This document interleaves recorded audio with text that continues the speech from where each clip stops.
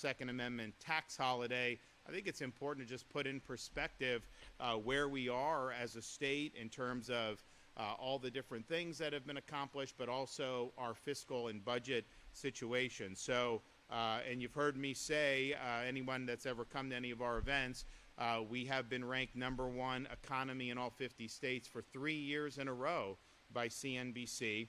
We have a AAA credit rating from all major ratings agencies, much different than some other states and certainly the federal government. #1 in education freedom, #1 talent development, #1 entrepreneurship, #1 for public higher education, #1 for net in-migration, #1 for new business formations, #1 GDP economic growth amongst all large states.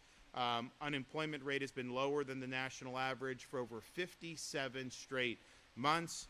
And of course, we continue to see more investment come in to the free state of Florida. We have no income tax, but even apart from not having an income tax, we have one of the lowest state tax burdens per capita in the United States by far. And you look at our fiscal situation, we've run big budget surpluses. Really, I mean, when COVID hit, everyone thought it was going to be, so difficult because they thought people wouldn't come to Florida and all this, the tourism. And the reality was because we were open, because we were leading on all those issues, we really benefited. We had a lot of people come and visit. People did move. And you've seen really the economy do very, very well, but the budget do very well, even though we're cutting taxes every year. We get more revenue coming in to the coffers. So if you look at the entire history of the state of Florida from the 1840s till the present, and you added up all the state taxpayer-supported state debt, we will have, by the end of this fiscal year, just since I've been governor, paid off almost 50% of that. And that's the entire history of Florida. So that's a big deal. We have the lowest per capita debt of any state in America that has any debt. And, you look, the debt goes up in a lot of other places, including nationally. That debt per capita and net debt is going down. If you looked at what would your share be of the current Florida state debt would be, if every Floridian just had to cut a check, it'd be about $450, which, you wouldn't want to do. But, I mean, if that ever happened, you could do it. Most people could do it. Federal debt, if you just had to cut a check, every American citizen, to pay for the entire federal debt, it's $106,000 per American to extinguish that. Very few people would be able to do that. And so ours is declining. It's obviously very manageable. We're going to keep doing it because I think it's important. And we worked with the legislature to continue our accelerated debt repayment program. They can get these bonds on the open market, buy them for a discount, retire them. And so you're saving money on interest costs by retiring the debt early. So they've done a really good job. Our guys who work in bond finance have done a good job. So we're proud of that. We're happy about that.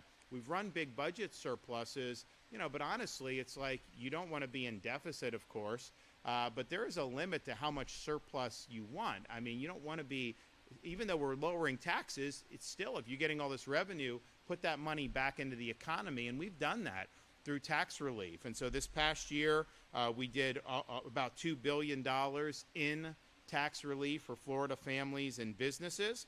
We've done almost $10 billion since I've been governor in tax relief. And those are numbers that had never been approached prior to our administration. If you look at what we just did in this current fiscal year, $1.5 billion to eliminate the business rent tax. We were the only state in the country that had that tax. It was anti-economic growth. It didn't make sense, and so we eliminated that. We've also done things that I think are going to be good for Floridians by taking things like back-to-school sales tax holidays, disaster response disaster preparedness holidays, and making those holidays permanent so people know that that's going to be there. Actually, the disaster supplies are just permanently tax-free regardless. So if you want to start doing your hurricane prep for next year in January, you can do it. That's up to you. You're still going to get the benefit. You don't have to wait till those periods. Incidentally, it's not been very busy lately out there. We're watching, of course. We are basically arriving at what would typically be considered peak season. I mean, once you get in kind of that middle of September into the third and fourth week, that is the most frequent tropical activity historically. So things look, knock on wood, look good now. But what I tell people is you can have a very, very inactive season, but then it could just take one to make, a really catastrophic impact. And so we watch, we monitor. Things right at this moment look good, but we are in the peak where these things start to develop. So we'll continue to do that. All just being said is there's not an imminent storm on the horizon, but if you haven't made prep, we could get one. And so take advantage of that tax-free and really get it done. We've also done things like tax holidays for event tickets, state park admissions, life jackets, sunscreen, bike helmets, other things. We want people to be able to enjoy the outdoors. We think it's really, really important. So that brings us here today. So one of the things we were looking at when we did our budget last year was what can we do to provide meaningful relief to people? The big kahuna that we're working on is the property taxes. And that is not something that you can just do through the legislature with normal legislation, the way Florida's Constitution is set out.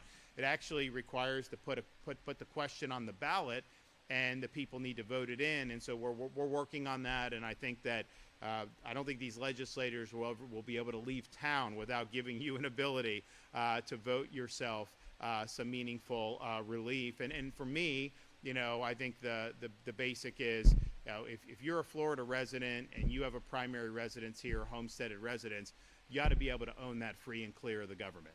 The notion that you should be just paying rent to them indefinitely. People have been pinched by these property taxes. We have an ability as a state with tourism and other things and snowbirds and all this to be able for our local governments to have the adequate amount of revenue. But we've also been highlighting some of these local governments that have been increasing budgets dramatically recently, because what's happened is home values go up, and that means they assess your properties higher, and you get more tax revenue pouring into local governments. And there have been some that have returned that to the taxpayers, but you've got others. I mean, Broward, they haven't even had a net population increase.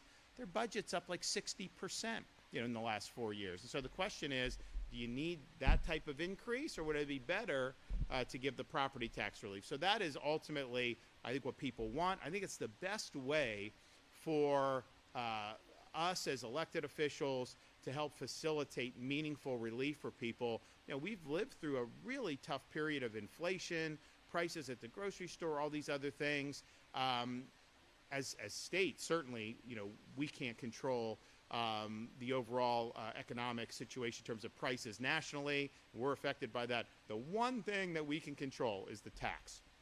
And so if we can do this, I think that's going to be a breath of fresh air, a sigh of relief for so many people. So stay tuned. We're going to push for that. So that's the big kahuna. But then we're looking, okay, how else can we make a difference? It's good to not have an income tax. When you don't have an income tax, you can't just propose a rate cut, right? Because there's nothing to cut. It's done. So where can you do to make a difference? And one of the things that we wanted to do was show our commitment to folks who believe in the Second Amendment, who believe in exercising those constitutional rights, as well as our new constitutional protections for fishing and hunting that the voters enacted last year in the 2024 election and added that to Florida